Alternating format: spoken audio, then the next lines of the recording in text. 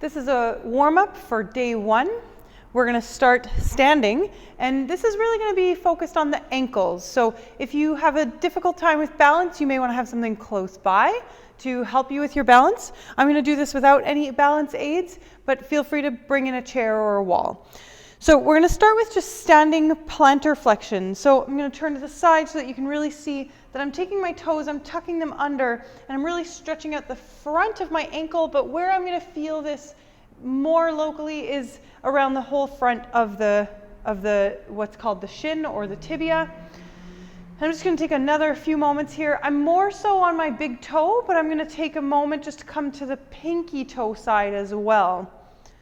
So coming back to the big toe, we're going to come back to this side, but we're going to alternate a little bit. So just come to side number 2 now, and just feel the difference side to side. If you tend to do a lot of hiking or running, this might be a place where you don't stretch very often and you're a little bit surprised by how tight it is. So I'm going to roll to my pinky toe and then back to my big toe.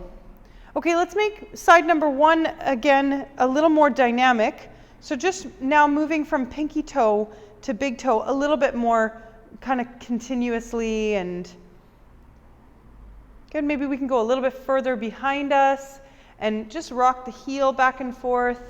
And then we'll do one more on the other side as well. So right down in front and just sort of more moving side to side. And then a little bit further behind me. Okay, let's come back to side number 1, but this time we're going to go single leg on the stance leg, and we're just going to roll the ankle. Now we're looking for about 5 on each side, but since we started here, we're going to do more on the ankle, but we're also going to see if we can get the wrist in. So this is just a fun little challenge. Can you single leg balance? Can you roll at the ankle? And can you also just add the wrist in just for fun? Again, if you're holding onto something, just do the one hand, and then we'll switch directions. Good, so going nice and quick. And then let's go ahead and do side number 2. So we'll just start with the ankle. Again, if you're using the balancing aid, now you're going to use it on the other hand so that you can get the wrist rolls in. We're going the same direction. We're going to do 5 on this side. This is already 3 for me. 4 and 5, other direction. So just a fun little challenge. Can you roll both wrist and ankle at the same time? Shaking it out now. I'm going to turn to the side so you can see the final one that we're going to do with regards to the ankle and stretching. I'm going to take my left foot and I'm really going to keep it in the ground here. But what I'm going to do with my right leg is I'm going to take a step forward and I'm going to try and keep my foot grounded on the left side. And then I'm going to come back and then I'm going to take a step back. So we're just going to do that dynamically. And these are called step throughs. So imagine trying to step, and imagine that there's an imaginary step down. I'm walking down a set of stairs. So trying to keep my heel on the ground is really sort of the only weird thing that you wouldn't do if you were actually on a set of stairs. You would come off the heel normally. But we're just really looking to get into the knee and get a forward shin angle to get a little bit of a stretch. Last one on this side. And then let's switch to side number 2. So take a step forward, check in that that's the right length of step, and you can still keep your heel grounded, and step back. And really try and take that downward step with regards to almost like you're walking down a set of stairs, but your heel is glued for some reason to the ground. Good. You can even place the hand on the knee, looking for that strong angle of the shin on the down foot. Let's do one more here. All right. Now, finally, we're going to end this. I like to shake it off a little bit. We're going to do what's called pogo hops. So if these are my toes and these are my heels, I'm just going to pogo hop and grab the ground with my toes each time. So I'm going to start sideways, okay? And I'm just going to start hopping gently. I'm going to turn now towards you. You can see that my knees are absorbing my landing. I'm quite relaxed in my body. We do this later on with a lot more stiffness in our legs and in our trunk, but we're just gonna get a little bit bouncy about it. Let's do 10 more. 9, 8, 7, 6, 5, 4, 3, 2, 1, and done. Shake it out. Okay, we're gonna take it down to the floor. Breath rate should be a little bit elevated, but we'll sort of take it down a notch here. And we're gonna come into what's called a frog stretch. Why it's called a frog stretch is my knees are just outside my hips, but in line. And I take my feet out to meet the angle or the width of my knees. So my toes are not touching behind me, they're nice and wide. Now, before I come to the elbows, I'm gonna work really hard to untuck my tailbone. And then I'm gonna come down to my elbows so that my spine is more parallel to the floor. The work here is to try and shift your weight back. This is where you're gonna feel a lot happening. You're probably gonna feel it at the adductors or your groin. And we're really looking to challenge how far back our pelvis can go before our back starts to round.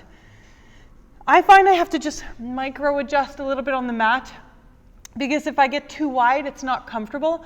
So for those of you who are my really flexy people, work to keep your knees a little closer as opposed to go super wide. Now, what we're gonna do is we're gonna take some steps forward with the elbows and then we're gonna lift the left heel towards the ceiling, walk them back, and then walk forward, right heel towards the ceiling. I like to look at my foot as it gives me sort of a complete rotation, and it also gives me a little bit of a side bend. So I'm kind of working with my gaze to help me get into that full internal rotation. I started on this side, so I'm going to do one more on this right side to finish up. When I come out of this, I place my hand next to my knee to bring things in a little bit. All right. And I like to just give a couple side to sides after that. Okay, I'm going to bring my mat back out. We're going to come into our Bretzel 2.0. So Bretzel 2.0, probably the best way for me to show this to you is this way. And if you'd like, from here, this is also kind of a 90-90 hip position. I like the leg straight, and then I'm going to rotate towards my straight leg. Okay? Now, I've got one hand in front of the hip, one hand in front of the knee. And what we're going for here, along with this rotation, is a stretch of the front of the thigh. So I'm going to squeeze my glutes strongly on that downside, and then I'm going to release it. And if I can, I might move my knee back a little bit further. But I'm just going to keep focusing on those glute squeezes. For me, I tend to find that I carry a lot of tension in my glutes. So every time I relax the glute, I actually get a little bit more relaxed every time I release that tension. Notice if that helps you get a little bit more extended in the front of the thigh. Let's do 2 more. Glute squeeze and relax. Glute squeeze and relax. Whew. Okay. Side number 2. So you're going to come into your 90-90. And from here, you can also do this whole sequence of glute squeezes in your 90 position in the front leg. But if you can, straighten that front leg out. You're going to get a prying action of the outer hip, which for those of you who have been with us for a little while, we've been working on that with leg sweeps and with windmills and all of the side half kneeling work that we've been doing. So hopefully you're feeling that here quite a bit. I feel it a little more on this side. Glute squeeze on the top glute allows me to relax and maybe get that knee even a little further back on the downside. The hands placed a little further away from you to some degree will be more helpful. The closer you are, the more you're in your low back. So please make sure that you're somewhere around 45 degrees from your back, or from your thigh, pardon me. Okay, I'm on my 4th glute squeeze. I'm going to do 2 more. Relax. 1 more. Squeeze, hold, breathe, and relax. Okay. I like to just give a couple of windshield wiper movements. And then we're going to come into our hip hinge side plank. So this should be familiar to anybody who's been with us for a while. I start in a knees and shoulders in front of hips position. I like to call this the beach position, but I'm usually looking a little more relaxed on the beach. So what we're looking to do is pick up that rib cage away from the floor, pack the shoulder, we call this wedging into our down hip. I'm going to press into my knees, and then I'm going to return by hip hinging and coming back and down. So this is our hip hinge side plank. Stay here if this is already challenging enough. Add a knee lift or a hip flexion at the top if you want to get a little bit more of a progression to this exercise. And then if you want to progress even further, keep the knees apart and keep the knee moving back along with the spine coming forward. Okay, that was 6 on that side. I'm going to do 6 on the other side. So again, wedge, and that will pick up the ribs. So I set it in a different order on this second side just to get you familiar with the fact that these two things work together. So I'm on number 3. I want 3 more. I'm going to do the slightly harder variation for the final 3. 2 more. Last one. Good. Whew. And shake that off. Okay. So next up is our shin box get-ups. So for those of you, sorry, I'm just following along a little bit here. For those of you who are fairly used to the shin box get-ups, we're going to start with this variation, shin box. So my foot is touching my thigh. I'm going to come forward. Okay, and the get-up portion is to take my back leg, come into a half kneeling position, and then from here stand up. Half kneel, untuck, return to my shin box. All right, we're going to continue to do these on one side. So not alternating. And then if you'd like to make it a little more challenging, straighten your trail leg. Come up into what looks like a fairly challenging frog position, if you remember from just a few warm-up exercises ago. Back into our straight leg, back into your shin box. So your frog would have warmed you up for this a little bit, hopefully. If you tried it out, you don't like it, go back to your regular shin box. Okay, that's our last one on that side. We're going to switch to side number 2. So I'm going to start in just regular shin box for the first 2. Okay, trail leg comes forward, I tuck, I stand, I half kneel, I return, and then I lower. Notice I don't do them together. I could at any point pause and I could stop myself in my motion. Okay, so make sure that this is all controlled. I'm going to do my last 3 with my straight leg, a little more challenging. Good. All right. I've got one more after this. Ooh, this is a little more challenging on this side for me. Hopefully you're enjoying this added challenge. Final repetition. All right, nailed it. Okay.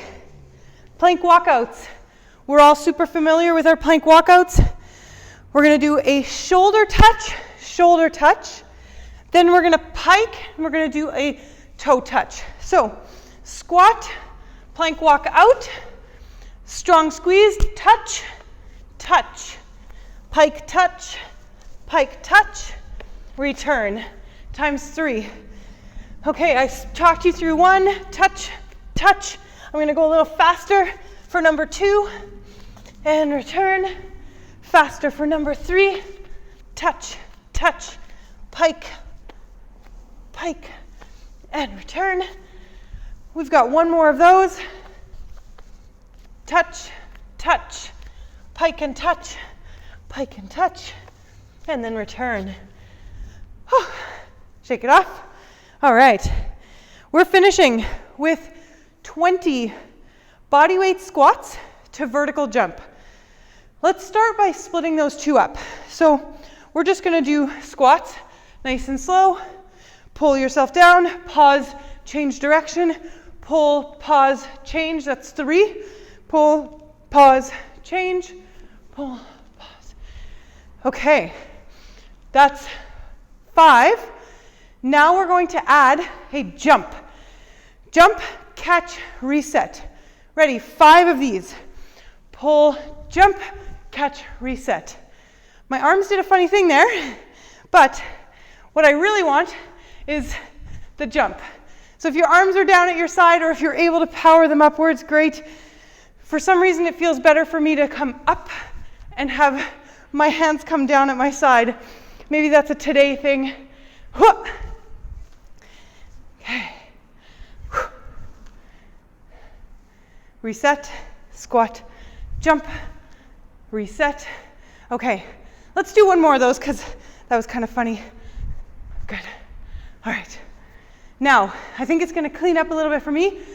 We're going to do 10 more. Stay at this level if this is more appropriate for you. Squat, jump, reset.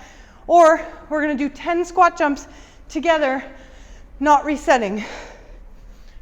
10, 9, 8, 7, 6, 5, 4, 3, 2, 1.